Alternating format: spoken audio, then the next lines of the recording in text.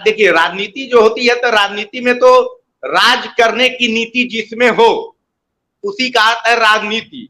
तो माननीय प्रधानमंत्री जी ये देखते हैं पूरे देश के भारत के सारे मुसलमानों के प्रधानमंत्री नरेंद्र मोदी जी है, इससे तो इनकार नहीं है। मत का जहां तक सवाल होता है तो वो विचारों की लड़ाई है।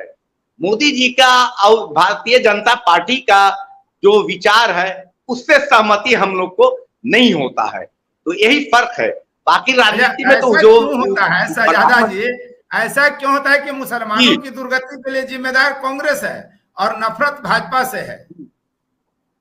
अगर सच्चर रघुनाथ मिश्रा कमेटी ने जो रिपोर्ट दिया, क्या भाजपा की सरकार में मुसलमानों की दुर्गति हुई दलितों से बदतर? नहीं, भाजपा से नफरत कैसे है?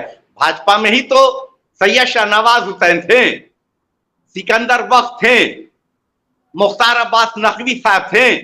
तो ये सारे लोग, ऐसा नहीं है कि भाजपा से नफरत, भाजपा से न, उनके विचारों से, व्यक्ति से नहीं, उनके विचारों से, उनके विचार से हम लोग के विचारों से नहीं तालमेल हो पाता है, ये चीज है दूरी। क्या उसी राह पर अब नरेंद्र मोदी चल रहे हैं कि मुसलमानों को रिझाओ? तब नरेंद्र मोदी जी मजार पे चादर चढ़ाते हैं, मस्जिद में जाते हैं, उलमाए जो है मुसलमान उनके साथ बैठते हैं, मुसलमान वाला जो है वो पहनते हैं, सारा चीज तो वो कर रहे हैं। तो राजनीति के तहत न कर रहे हैं, अपनी दुकानदारी के लिए न कर रहे हैं। प्रधानमंत्री जी करते हैं, तो कांग्रेस भी तो अपनी दुकानदारी के लिए ही तो कर रही है साहिब जी। यहाँ तो बात अगर दुकानदारी की आएगी तो कांग्रेस भी दुकानदारी ही करती है, दूसरे की जाति पूछती है, अपनी जाति राहुल नहीं बताते। मुस्लिम में जातिवाद की चर्चा नहीं करते, हिंदुओं में कांग्रेस जाता है उसकी जाति पूछते हैं।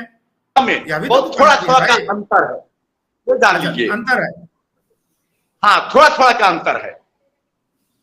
तो ये जो तुष्टिकरण कर रहे हैं नरेंद्र मोदी, क्या ये भारी उन पर पड़ेगा? ऐसा तो नहीं कि मुसलमान सटेगा कि नहीं सटेगा, हिंदू उनसे छिटक जाएगा?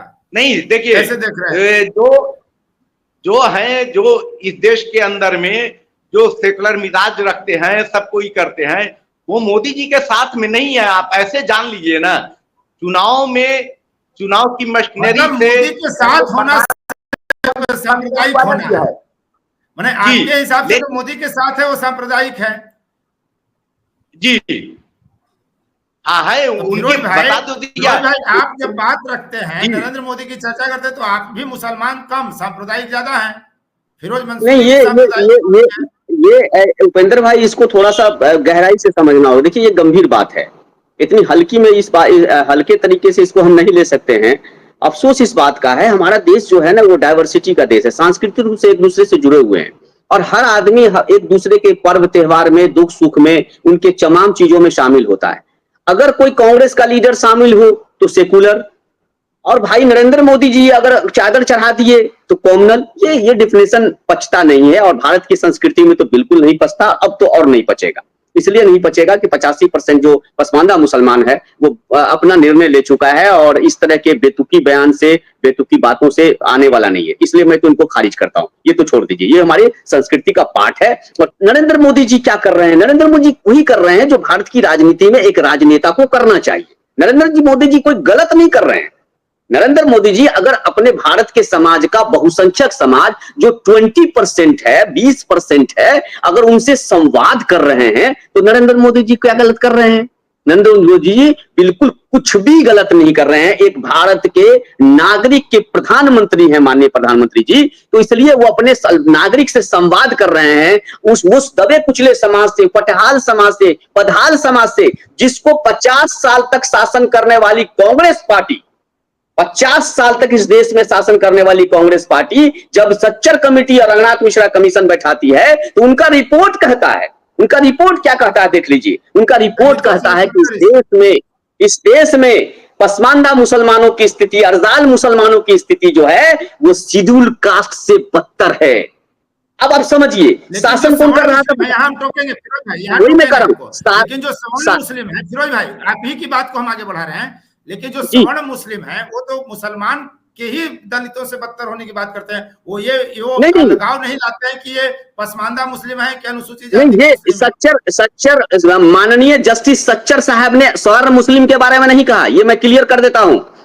उन्होंने जब रिपोर्ट दिया तो उन्होंने ये जरूर कहा कि सवर्ण हिंदू के बनिस्पत सवर्ण मुस्लिम की स्थिति बदतर है, सवर्ण ओबीसी की हिंदू ओबीसी के बनिस्पत जो है ओबीसी मुस्लिम की स्थिति बदतर है, और शेड्यूल कास्ट की स्थिति जो शेड्यूल कास्ट हिंदू की स्थिति जो है वो मुस्लिम की स्थिति, ये उन्होंने क्लियर किया। उन्होंने कहीं नहीं कहा कि टोटल मुस्लिम की स्थिति। ये देखिए लोगों को क्या है, ये तो पढ़ा लिखा तबका है, ये बड़े लोग किया तबके जाता है हर बात में, अपने या सवर्ण मुस्लिम हो अपने या बातों को कथित सेकुलर नेता हो, वो यही कहते हैं कि सच्चर कमेटी के अनुसार मुसलमानों की स्थिति दलित से बदतर है। ये गलत है, ये फैक्ट सच्चर साहब ने ये कहीं नहीं कहा है। मैं आपको चैप्टर नंबर 83 ये पूछ रहा हूं आपसे कि ये इसलिए कह रहा हूं कि ये बहुत ही चालाक तबका है, शुरू से पढ़े लिखे लोग थे, इनको पता था कि हमको कैसे किस बात को कैसे रखना है। आप देखिए हमारे सज्जाद भाई को बहुत बहुत धन्यवाद, उन्होंने शाहनवाज हुसैन का नाम लिया, उन्होंने मुख्तार अब्बास नकवी का नाम लिया, उन्होंने जो है राजस्थान वाले साहब का नाम लिया। आप बताइए उसमें एक भी पसमानदा मुसलमान है क्या? अब देखिए कितने तेज हैं, ये कितने उच्च हैं, कितने सवर्ण हैं कि भारतीय जनता पार्टी पर भी इनका ही कब्जा था, कांग्रेस पार्टी पर ही इनका कब्जा था, सामाजिक न्याय के चैंपियन लालू प्रसाद यादव की पार्टी में ही इनका ही कब्जा था, जनता दल यूनाइटेड जो समाजवाद का सबसे बड़ा प्रखर नेता नीतीश कुमार जी है उनके यहां भी इनका ही कब्जा है, जम्मू कश्मीर में भी इनका ही कब्जा, महाराष्ट्र में भी इनका ही कब्जा, दिल्ली के आप पार्टी में इनका ही कब्जा, और अभी अभी हमारे नए नए जो आए हैं प्ले बॉय, हमारे सबसे बड़े धुरंधर जो आ गए हैं प्रशांत किशोर जी के यहाँ भी इनका ही कब्जा। तो भाई साहब ये शाहजादा साहब ये अमृत काल है।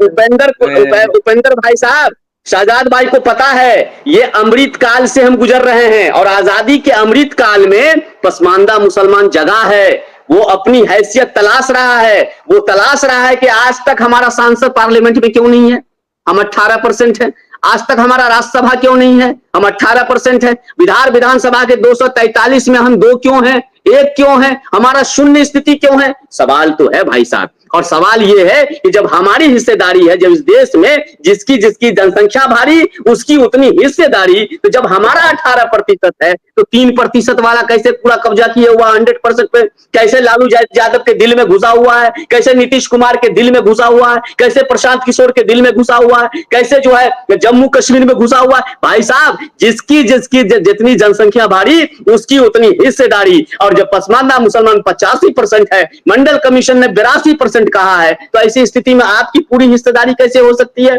इसलिए आदरणीय नरेंद्र मोदी देश के यशस्वी प्रधानमंत्री ने जो बिल्कुल सही सवाल उठाया है, और पसमानदा मुसलमान इसका हिसाब आने वाले चुनाव में और लगातार लेगा। ये भारत के प्रधानमंत्री यशस्वी प्रधानमंत्री नरेंद्र मोदी जी देश के जो धकियाए हुए हैं, जो अंतिम पंक्ति का व्यक्ति है, उनसे संवाद कर रहे हैं। बात को समझिए कि मजाक मत लीजिए। इस देश के प्रधानमंत्री को देखिए, नरेंद्र मोदी जी को आप लोग हम मीडिया वालों पर भी मुझे कभी कोई शक होता है कि भाई आखिर हमारे नरेंद्र मोदी जी के पीछे क्यों पड़े हुए हैं आप लोग? अगर वो भारत के पसमानदा मुसलमानों से संवाद कर रहा है, उनको मालूम है। देखिए मैं नहीं कह रहा हूं, हैदराबाद का वो स्पीच देखिए, क्या भारत में कितना कांग्रेस का प्रधानमंत्री हुआ, कांग्रेस का कितना प्रधानमंत्री हुआ, देश में कितना मुख्यमंत्री हुआ? क्या कभी आपने इन लोगों के मुंह पे पसमानदा मुसलमान सुना था क्या? मैं पूछता हूं राहुल गांधी से, राहुल गांधी जी जाति खोज रहे हैं पूरे देश में, सबकी जाति पूछ रहे हैं, क्या उन्होंने कभी कहा है कि सलमान खुर्शीद जी आपकी कौन सी जाति है? और जब कहेंगे सलमान खुर्शीद से पूछेंगे कभी, सलमान खुर्शीद को कहेंगे आप मुसलमान हैं। तो ये चालाकी नहीं चलेगी भाई साहब, ये अब नहीं चलेगी। आपको बताना होगा कि हमारी जाति क्या है, हमारा वर्ग क्या है। क्यों? क्योंकि इस देश का कॉन्स्टिट्यूशन अधिकार दिए हुआ है। अब कोई फॉरवर्ड अशराफ या सवर्ण नहीं कह सकता है कि हमको जो है आरक्षण का हम मलाई नहीं खा रहे हैं। अब इस देश में सब मलाई खा रहा है। इसलिए जब देश में संवैधानिक विभाजन हो गया है, ये कॉन्स्टिट्यूशन वर्ड है, तो फिर इसकी सच्चाई को बाकी लोग क्यों नहीं स्वीकार करते हैं? फोर्थ व्यूज, चौथा विचार, बाकी